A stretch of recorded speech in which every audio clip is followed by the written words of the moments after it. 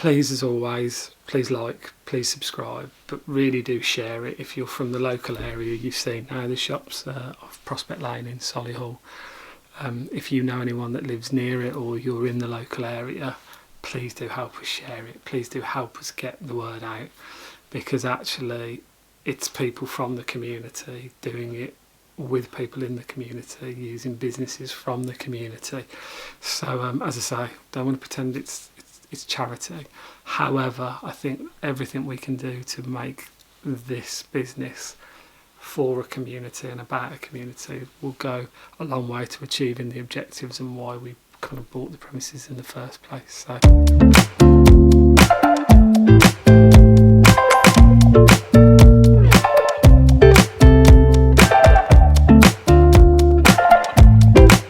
hey team, how are you doing? Forgive the voice, still struggling a bit, but getting there now. Shop Chronicles as we move forward. So I thought today, brief one, little weekend video. I thought I'd show you the industrial juicer.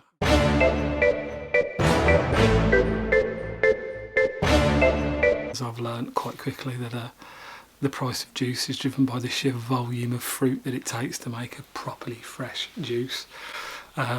Equipment started to arrive and things now, so it's starting to get a lot more real.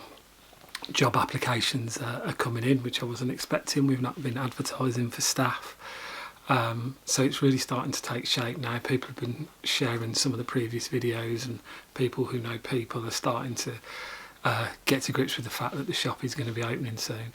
So I thought I'd just do a real quick video today about where we're at, what's happening, and what does this next week look like as we start to gather pace and move towards the destination that is to open the shop.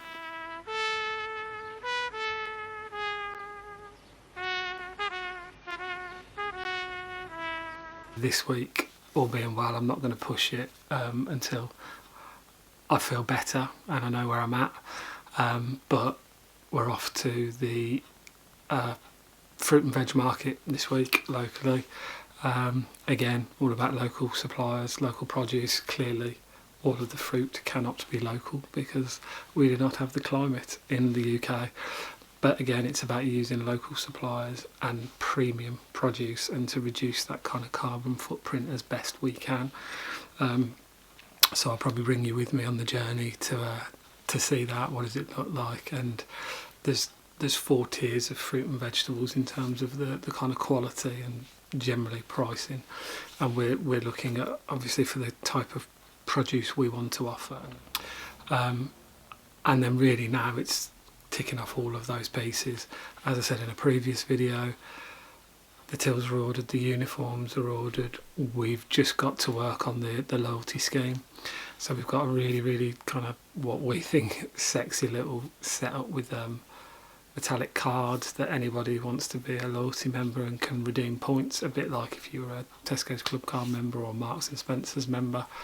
But it'll entitle you to free coffees, discounts, as we try and push and grow the community and drive the loyalty base.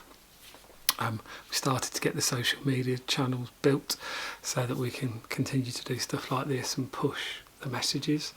So I think probably by the end of next week we will have launched the social media pages. As I say, they're built and in the background ready to go now, so I'll start to like and share those with you all as we go. Obviously the branding's consistent that you've got to know through the shop, from the uniform to the social media pages to the decor within the store. So there's going to be a very similar look and feel to all of that. Had it have been a normal world without social distancing and even with the restrictions being reduced, we probably would have opened with a big bang. It's Saturday, Sunday, what? It's Friday again. It's Friday, Sunday, what? It's Friday again. It's Friday, Sunday.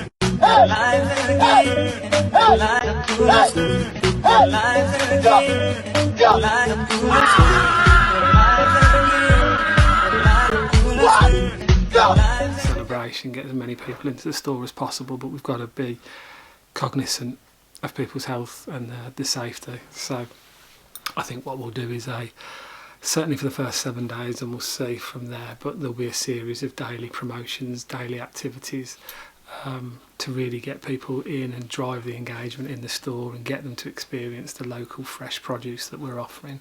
So we're going to make a big effort in that first week to really push out a different message every day, so that people get to know what we're about, get to know who we are, understand the values of the business, because our values and our principles are such a huge part of what we're doing.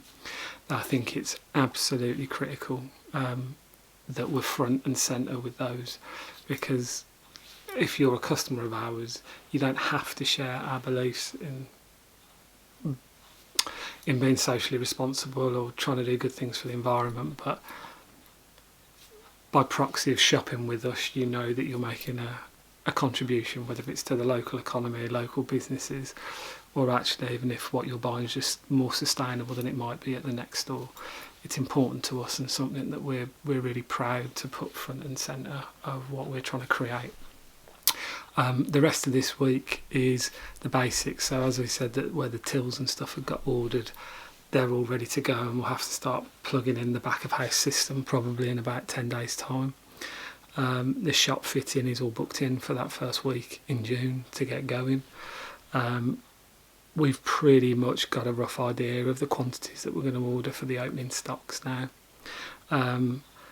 We were having the debate about staffing, whether we should recruit pre-opening, but I think we're going to call in favours, friends, family, people we know, and really get ourselves through those first few days, so we can get to know the business, and then we'll recruit based on what the business needs. And these are not only my friends, they're not only loyal, hard-working food preparation preparers, but female women.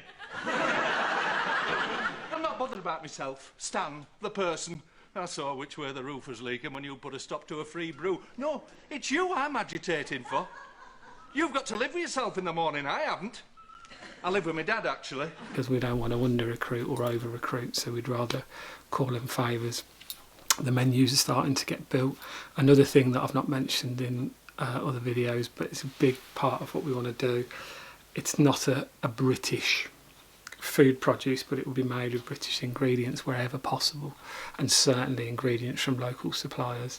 We're gonna do things like wood fire pizza, because I think there's obviously a raft of takeaway pizza options, but I think it'd be a really cool thing for someone to be able to do their shop and grab and go with a nice wood fire pizza that can just be warmed up in a minute or two once they get home, but using all of the produce from the local cheese supplier that we're going to be using.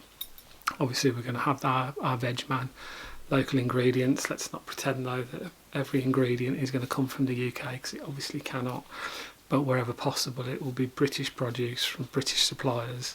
There'll be a British artisan style, but as I say, cognizant of the fact that clearly it's an Italian product, and some of the fruit and veg that are featuring it can't all come from the UK, but actually it's about the freshest, best produce on the doorstep of those people locally. And then the next part of the plan is we work out then how we drip feed in the kind of community elements that we're talking about delivering, whether that's setting up running clubs and cycling clubs to start from where we are, kids mornings. We're looking at doing talks and gatherings for the retired. Lots of little things that we can be the hub of the community. Weekly things that might be only an hour, but give someone a purpose, a collection of people to meet that are like-minded. And then along the way we'll be running things like wine, beer, cheese, cake tasting. So lots of really exciting things, and along the way as we've been moving we've found some really exciting things. Local cake supplier that will make bespoke cakes and pastry.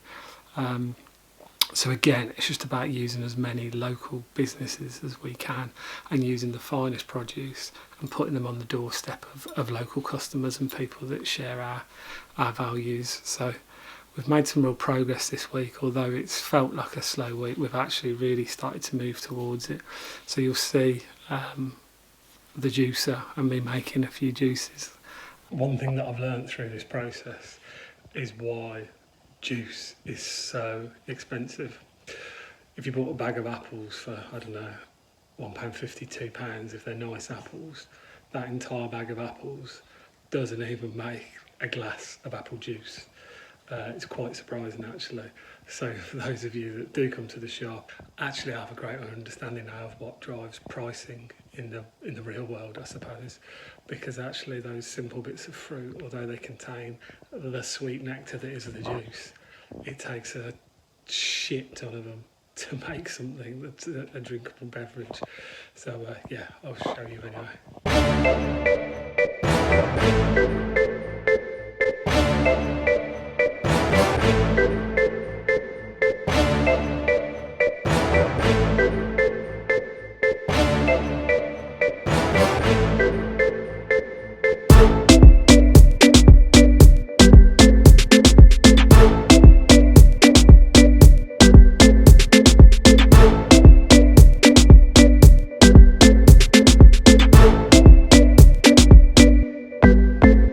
And then as we get into this week, the real tangible progress will start to be made in terms of it's the finalisation of everything before we complete, which is in about 10-12 days time, and then we really get going in vain.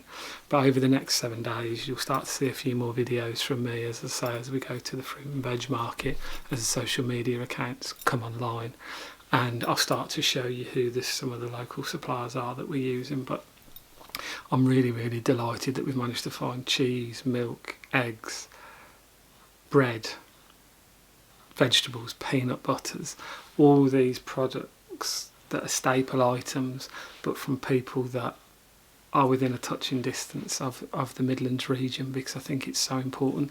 Even vineyards that I didn't know existed are 14-15 miles away from where the shop is. And I think it's really easy to just go into big supermarkets and buy based on price, and I totally get that. We've done it ourselves and it's not for everybody, but at times like this, I think if wherever we can be, if we're socially cognizant and we can support these local businesses that are struggling like everybody else, and it might not be that we get every customer to buy their weekly shop with us, we recognise that, but if someone can spend £5-10 with us, it helps put money in the pockets of local businesses as well, not just us. So I think really for us it's about putting the community at the heart of everything we do. Is this your mum, Bren? Yeah. Hello. I couldn't quite remember what she said. I'd taken a couple of Disprol. I was a bit out of it. Bring your mother to work. Was that what you said? Yeah. Well, I brought her. I don't know what use she'll be. She might be able to wash up or something. Is it like a youth employment scheme? I'll pop back for you later. You want to have a cake? Ciao. The biggest challenge of this week has been the dispensers. Again, because we're trying to move away from plastic, but more than plastic, reusing items. We're going to have a wall of dispensers, so that'll be for grains, granolas, cereals, rices, pastas type products, dry goods, where we'll provide stuff in the meantime, but hopefully people will start to bring their own containers and Tupperwares to fill up those kind of staple household products. That's been a real challenge this week, which is something we're committed to doing. It's a big part of the offering, and I think it stands to what we want to be and how we want to present our produce. But actually the sourcing of that and everything's been a real challenge this week. There's been these bits that are much harder than you anticipate them being, and there's some elements that are much easier and your understanding of them is much greater and much quicker. But the dispensers themselves, albeit principally quite a simple setup, the sourcing of them and making sure the products that go into them, that you can give the best quality, they look the way you want, you can weigh them and therefore price them properly, shouldn't be underestimated actually, the scale of the task involved in that. And we haven't got all the answers as I sit here today. Pretty confident we'll have had it landed by the end of this week, but it's been one of the real kind of flip moments of this week where we were, as I say, although I've been bedridden, we've been making some progress on the few phone calls and quite a lot of emails that I've been doing, and And actually, that's going to be one of the big ticks for next week that we've got to land and got to nail down, because I think it's absolutely required in terms of what we want to do. The coffee machine will be purchased this week probably. We found a couple of amazing suppliers locally, because obviously coffee is not grown in this country, and it's been a real challenge because we wanted to, there's fair trade and all different types, alliance, but actually we've managed to find a couple of companies that are within kind of 20 or 30 miles of us that roast here in the UK and stuff like that. So things like that's been really important, wherever we can use a local supplier, or that it's got that kind of British local touch to it. For us, it's really, really important.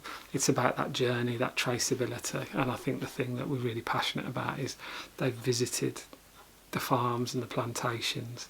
They know the farms that it's come from. And I think all those little things really for us add up for the customer journey and then the quality of the produce at the end of it. Because every step that we can put in place to make sure that we're doing our bit. It's only a tiny bit in the grand scheme of things, but we're doing our bit.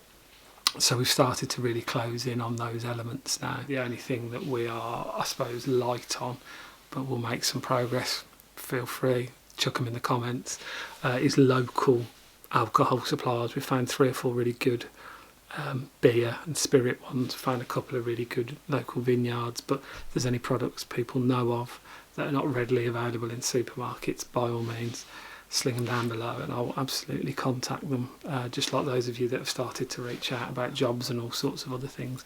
Please do engage. That's what this platform's about. I really want you to come on the journey, and that's why we've vlogged it, because in my other life, let's call it, which is slightly more corporate and other business or investments or consultancy work that I do, some of the other videos you'll see might be more my view, my take on life and business. This was about showing people what it's like to open a business, particularly in this environment, which wasn't the plan initially, but actually the highs and the lows, the challenges, the dispensers that you think are going to be easy that are really tough. So actually we want you to see the slightly warts and all version of actually what goes into making Smithton's Food Market happen, because business isn't all glamour, and whilst it is exciting and it's something new, it's not going to be a path that's easily trodden, and I'm sure there will be some real roller coaster moments, but we'll be upfront about all of those, and I think that's why we're so upfront about why we're doing it. Of course there's a profit to be made. There's no point pretending we're not a charity. We are trying to make a profit, but for me it's about demonstrating that you can be socially responsible and do your tiny little bit to help towards sustainability whilst making a profit, because if you've got the choice to do that, for me it's always about taking it, and that's not to preach. We all have to do what we need to do to get by. We all have to kind of protect the pennies so that the pounds watch themselves. But for anyone that can just do their little bit, for me, helping local people as well has been a real nice added plus to this, and hopefully we can get some real community spirit behind it. So please, as always, please like, please subscribe, but really do share it. If you're from the local area, you've seen now the shops of Prospect Lane in Solihull. If you know anyone that lives near it, or you're in the local area, please do help us share it. Please do help us get the word out, because actually it's people from the community doing it with people in the community, using businesses from the community. So as I say, don't want to pretend it's charity. However, I think everything we can do to make this business for a community and about a community will go a long way to achieving the objectives and why we kind of bought the premises in the first place. So thank you as always. As I said, please like, please subscribe, and please share, but most importantly of all, stay safe. Bye.